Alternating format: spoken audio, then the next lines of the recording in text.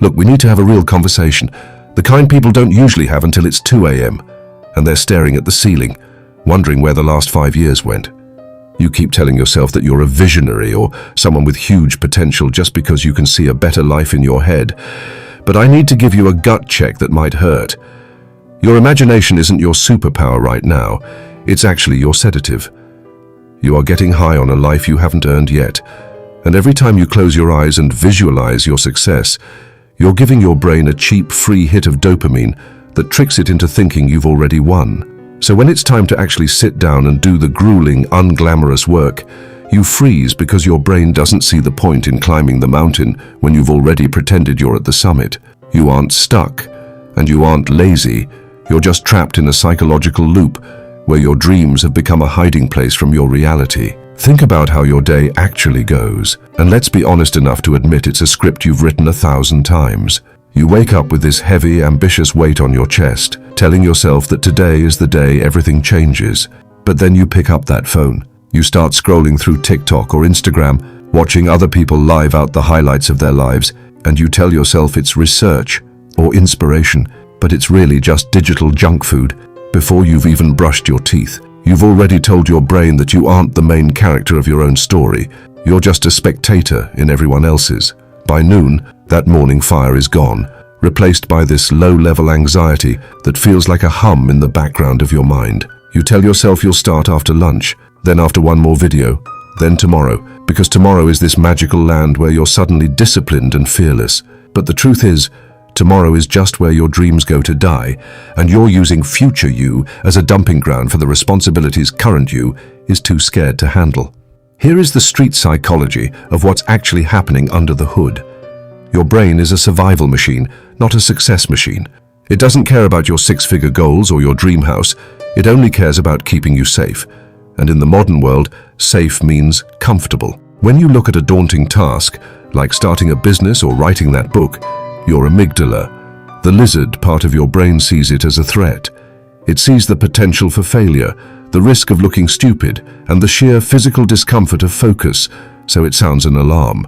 And what's the fastest way to turn off that alarm? It's to scroll. It's to eat. It's to watch another productivity video. You're in survival mode, treating your own ambition like a predator you need to run away from. You've conditioned your mind to believe that avoidance equals safety, and every time you give in, you're reinforcing a neural pathway that makes the next no even easier to say. We need to talk about the ego trip you're on, which we usually call perfectionism. You tell people you have high standards, but perfectionism is just a fancy word for being a coward. It's a shield you use so you never have to be judged. If you never finish the project, nobody can tell you it's bad. If you never launch the site, nobody can reject you. You're holding on to this perfect version of your idea like a security blanket, but a perfect idea that never leaves your head is worth exactly 0. You're afraid that if you actually try and only do an okay job, you'll have to face the fact that you're just a regular person and not some hidden genius.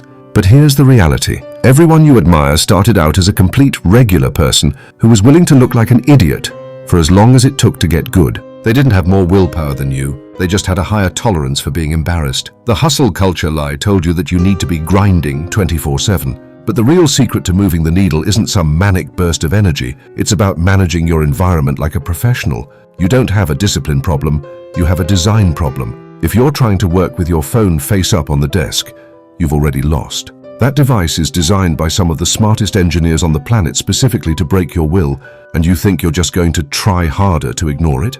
Stop. Put the phone in a different room. Clear the clutter off your desk. Stop waiting for the feeling of motivation to strike like lightning, because motivation is a fair-weather friend that leaves the second things get hard. You need systems that make it harder to fail than it is to succeed. You need to treat your focused time as sacred, because if you don't respect your own time, why should the rest of the world? I'm going to give you the hardest pill to swallow. You need to stop learning and start executing. You are learning obsessed as a way to avoid being action-oriented. You've watched the videos, you've read the books, you've listened to the podcasts, you already know what you need to do. You're just using one more piece of information as a way to delay the pain of starting. The gap between the life you have and the life you want is called doing the work when you don't feel like it. That's it. That's the whole secret. There is no hack. There is no morning routine that will fix this. And there is no magic person coming to save you. You are the only person who can break this cycle, and you have to do it while you're tired, while you're bored, and while you're scared. When you close this video, there's going to be a moment of silence. In that silence, your brain is going to scream at you to click on something else, to find another hit of dopamine to numb the truth I just told you. Don't do it. Sit in the discomfort. Forgive yourself for the time you've wasted, because guilt is just another form of self-obsession that keeps you stuck in the past. You aren't your mistakes. You are the choices you make in the next 10 minutes. Go do the one thing you've been avoiding. Don't do it perfectly. Don't do it for an hour. Just do it for 5 minutes. Prove to your brain that you aren't a victim of your patterns anymore. The version of you that wins isn't the one who never feels resistance. It's the one who feels the weight of it and decides to move anyway. Go be that person, starting right now.